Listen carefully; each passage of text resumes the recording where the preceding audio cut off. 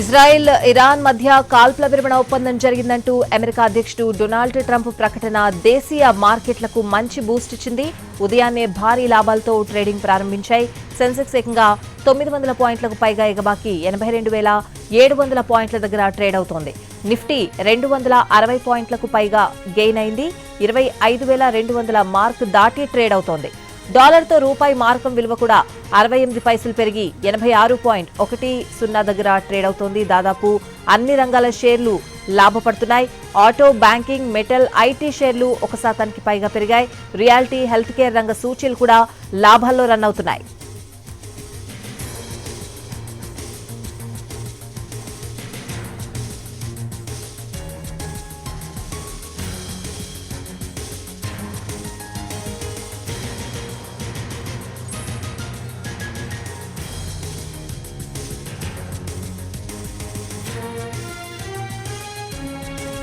Trump కాల్పుల విరమణ ప్రకటనతో ముడి చమురు ధరలు కూడా దిగొచ్చాయి. అంతర్జాతీయ మార్కెట్లో బ్రెంట్ క్రూడ్ ధర 3.76% తగ్గి $68.79 ఉంది. ఇక ఏషియా పసిఫిక్ మార్కెట్లలో ర్యాలీ నడుస్తోంది.